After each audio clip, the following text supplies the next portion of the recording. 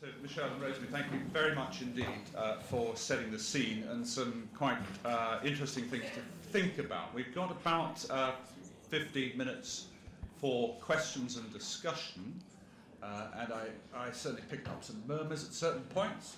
So I'm hoping there will be some questions for the panel. What I would suggest we do is we take a couple of questions and then perhaps ask both of them to respond to those questions or comments.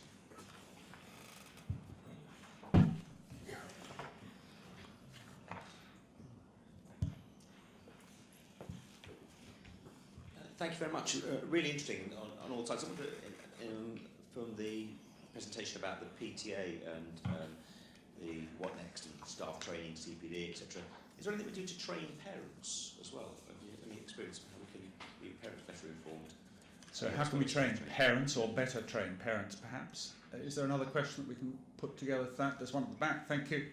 We have involved parents in the past in talking about how we proceed in certain directions in the school, and the problem with bringing groups of parents together is that you get as many different opinions about how we proceed as we have parents in the room, and raising expectations that we will listen to them and do what they want can then backfire if they will want different things, or if indeed what they want is not practically possible.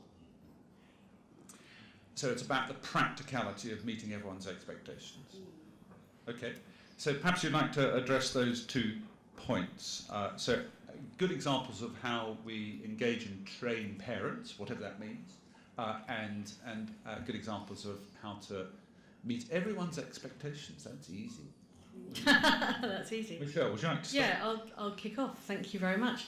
There absolutely is a approach used in many schools that is around training parents. They might not call it that, and that is also across all sectors. It's traditionally very much used in schools in the most challenging areas in the country, where they consider a family learning approach. So it might be that they recognise that one of the key areas is that it might be basic literacy or numeracy, or increasingly it might be digital competence, and that families learn together. So that absolutely is an approach that's used, and I think is hugely valuable, because again I think it is that the strong signal that it sends that parents and schools are working in partnership, as well as addressing, if you like, some core underlying fears that are barriers to engagement. So absolutely is. I think it's worth investing and looking at. In terms of the, absolutely your point about different parents, I mean, as you can appreciate, as PTA UK, we do get approached by government and journalists asking for a parent view on something, on an issue. And you say, well, actually, this is the fundamental issue, isn't it? There isn't such a thing as a single parent view. That we're looking at a very diverse audience. I think in terms of, certainly, we have got some great guidance on setting up a parent council or forum, or parent voice group in a school. And it is very key about the fact that those people who are on it, if you like, represent parents. There might be a class, a year group, or other sections in the school, and that you set up very clear expectations and rules around that before you even begin to have conversations, and to maybe just and to front it, if you like, in terms of, we don't want this to become a moaning shop, we don't want this to be derailed by minority views. So I think there's absolutely ways. I wouldn't say it's hopeless. I think there's everything to play for. Can I just ask how many, show of hands, how many of us have in our schools parent councillors that are more than just socialising and fundraising? So a good proportion, I'd say, probably a majority. Okay, Rosemary. Thank you. I think it's two different questions in essence. I think in terms of, you asked the question about parent training. I think training, I think, is informing parents. I think parents, there is so much they read about in the press and so many areas of concern about raising their child, and they come across different things at different ages and stages. And I agree with what Michelle said, that actually when the children are younger, in your junior and prep departments, they'll be looking for, how do you teach maths? Didn't do it like this in my day. How do we teach children to read? That level of guidance. But I think as their children grow older, they're looking for, how do we manage teenage behaviour? Why are boys different to girls, or are they different to girls? So, what about internet safety? What about cyberbullying? What about sexting. You know, what's going on? Talk to us about the language, about what's going on in school, and then talk to us, yes, about career choices and career options as well. So, you know, as they go through the school, the needs are different and are changing. Sometimes we don't get to those soon enough. You know, I mean, I do a lot of talking, and I've been to several of your schools to actually talk about the teenage brain, but often we only talk about it, you know, when they're 15, 16. Actually, we need to have those conversations when they're 11, probably, or before even. So I think parents are crying out for those kind of sessions. I think the question of, if you ask the parent voice, I agree. I think, you know, you can risk alienating more people than you please, actually. If you ask for a consent, well, you'll never get it. It won't happen. It just won't happen. I mean, one school fell very badly flat on its face when actually it wanted to, it was considering basically merging with another school. So they invited the parents in to ask them what they thought. Yeah, I know. It seemed like somebody somewhere thought it was a good idea. I never thought it was. It's just crazy, actually. And they were split right down the middle. And, you know, it came to the point of they were demanding the head of the chair of governors of both schools in the end. But also what they were saying was, no, you make the decisions. You make the decisions, please, and then tell us. We may like them, we may not, but actually we want to understand how and why the decisions are made and the process of that decision making. They don't want to be asked to make those decisions. I don't think parents see that as their role. And actually, I think it undermines their confidence in you, the professionals, if you do that too often. Okay, that's really helpful. So we'll take one at the back, please, and then we've got lots now. One further forward, please, Ian, if I may, and we'll come back to Richard. I'm not ignoring you, Richard, but perhaps the other... Yeah, there's a saying, isn't there? You can lead a horse to water, but a pencil must be lead. The problem we have with running educational things for parents is very, very poor attendance. So, for example, we run an issue on a session on online issues, and exactly as you were just describing, Rosemary. And we found those that turned up were the ones that probably didn't need to turn up because they were interested enough to turn up, and a huge number just don't come. Is that an experience that's unique to us, or is that something that other heads and other schools experience? I think that is the norm. I don't think there's a great deal. I think all you can do is offer it. You know, this is what we do. This is what we offer. And often then you get those parents who go away and say it was great, it was really helpful. They have that conversation in the car park, and then you get a message from the parents saying, can you do it again? Because we missed it the first time round. I wish. Well, fine, but if you do, then yes, do it. And there was another question up there. Actually, it was exactly the same question. So it was that point of people. But I would just say the one thing that we're now trying as a way around that partly is to video things and send them out to everyone, and you know, and then we can at least look at who's opened what. So it's another way of following up. I'd be wary of doing that because I've got a great thirst for radio. But Richard at the back. But it's the same question. Tips from the panel. Yeah. Are there any tips from the panel of ways to incentivise the parents we need to reach to come to parent sessions? Because there's a tendency, if I could put it like this, for the top set to turn up for remedial help. And I would just add to that, does it matter that we don't see those parents that we want to reach face to face if there are the mechanisms by which we're reaching? Well, no, it doesn't matter at all. I think as I said, this is not easy. This is sophisticated stuff, and you're dealing with many different audiences. So absolutely segment your parents into these, whatever groups are helpful to you. And our policy, as you can see, this idea of a parent-friendly school, a 21st century approach, is that the traditional things might not necessarily work. You have to invest, if you like, in a range of ways.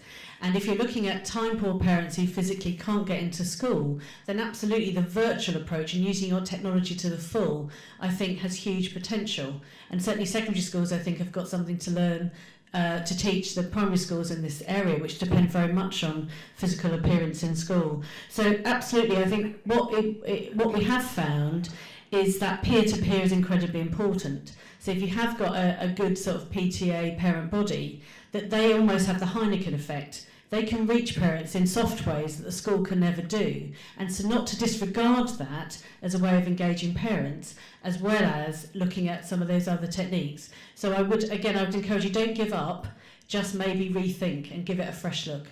Okay, we'll take a question from Richard at the back and Vicky in the middle, please. Richard. Thank you. Just building on the points about parental engagement and decision making, can you say a word or two about your thoughts on having parent governors or governors who are parents? Either? Okay. Go on. Yeah, Let's answer that question. We'll come to Vicky. Yeah. Okay, I am a governor, and I've worked in schools that said no parent governors, or we will have parents who former parents as governors. It is very, very difficult. I do, with the best will in the world, and it's a head and heart question for me, because I actually, in theory, think, yes, absolutely, let's have parents on the governing body. But I've yet to find a parent, and I know this is a sweeping generalisation, who can remove their parent hat and sit in a governor's meeting and discuss whole school issues. I've yet to meet that parent. Perhaps you're sitting next to me. I'm here. I'm right as I speak. I am available for fire. So I think, yes, we do, and yes, we do have all of those conversations that you're not here as a parent, you're here as the governor, and yes, all the confidentiality issues that are wrapped around that, but it is very, very difficult. Michelle, perhaps you can give us the context. Yeah, it was very interesting when, do you remember the white paper that Nicky Morgan sent? Do you remember that a million years ago, this time last year? That there was a proposal that parent governors were no longer a requirement on multi-academy trust boards, and the reaction was amazing. Symbolically, they're really, really important. I think what it showed was that actually fundamentally, probably parents also do not understand governance and what trustees are there to do, but they found it very, very important. So for me, there is something to be said for actually really helping parents understand what trustees and governors do, and that anyone who takes those very important positions are there to ensure the very best interests of every pupil in that school, not to keep that hat on, as you say. So one approach going forward, I think we shouldn't disregard the symbolic importance of a parent governor, and also about the need to train any parents who are actually involved in that way, but also that more importantly is to get the parent voice, if you like, heard directly by the entire governing body or trustee board on any issues that are likely to affect them. So I would agree with Rosemary that fundamental decisions are not for parents to make, but decisions that will affect them and how those decisions are rolled out is incredibly important that parents' voices are heard, because they absolutely do have a stake in it. So I think what we can do is, if you like, is improve the quality of governance by addressing it on those two fronts. That's really helpful, thank you. Vicky? Perhaps this is more of a general point rather than a specific question, but I sometimes worry on looking at all the stories in the press and looking at the range of very complex issues that schools are now having to tackle, that the picture that we are perhaps portraying as a sector of the teenage years is very dark, depressing, dangerous years, and actually how can schools really celebrate what is fun about being a teenager as well and not make parents overly concerned? Because for every child that does struggle, there are plenty of others that actually have a really great time in the teenage years. How can we strike that balance? So you can just hold that for minutes about how can we be optimistic. And last one, I'm afraid, there. I was going to ask you how you consider game theory might apply to what you're proposing. This might work very well for us individually, but what impact does the Call Me Dave approach have on our role in education and more widely and collectively? Okay, well, they are. Try those two, please. Well, I'm happy to say a little bit about the first one. I think you're absolutely right. It's a really good point to make, and I was very encouraged as a mother of a teenager and one who's about to become one. I was very buoyed by the Child of Our Time series in the Open University research, which actually shows that the teenagers are, they are probably better behaved than we were in many areas, both in, you know, in terms of relationships and approach to alcohol and so forth. And I think that's absolutely right. I think there's something coming through, and I hope by the end of the day you feel it, that Rosemary and I are both setting the scene about some, you know, anxieties and issues, but actually it's about removing the fear and celebration. So I would absolutely agree. Rosemary, game theory. How long have we got? She knows more about that. We've got 30 seconds. Absolutely. 30 seconds on game theory. Yeah, the Call Me Dave thing. No, it doesn't work, frankly. It didn't, did it? There we go. I rest my case. It didn't work for him. So, I mean, I think essentially we tread a very fine line, and this is why we're here having the conversation today, isn't it? That it's not easy. If it were easy, we wouldn't even be having this discussion. It isn't easy. We want them to look up to us as a professional body of people and to not defer to us on everything, but actually to understand that actually we are there acting in the best interests of their children. The fact that they disagree with us doesn't mean we're wrong. But of course it works in reverse too. It works the other way around as well. So I think we do tread a very fine line, and I think we have to get that balance to educate, to inform, to support, to advise, to reassure. Yes, that, you know, the shock horror stories we read, actually most of their children will be fine, and actually probably, you know, 99% of them will be fine ultimately, even if there are the speed bumps of adolescence along the way. So I think we tread that line very carefully, but I think the more information, if people are asking a lot of questions, it's because they need more information. So I think we give them and we give and we overgive in terms of information. And just to pick up on the question that came from this side of the room, you know, getting parents there, sell it to the students, sell it to your pupils, and the parents will be there. So if we, you know, that's a very good route to get to parents, is to sell the value of it to them. And there is so much that they can do that surely it's a win-win, where those parents feel better informed, but actually we can then get on with our job of educating, supporting the children. Great. Thank you very much indeed. You, Rosemary and Michelle, you've set the scene really well. That was the challenge that you were given, and you've done it exceptionally well. And I take away from your talks two questions. One is, am I complacent and am I not listening? And the other is, what does an effective collaboration with parents look like at my school? So I'm going to seek to answer those questions during the course of the day by listening, of course. So can you thank our speakers for setting this up?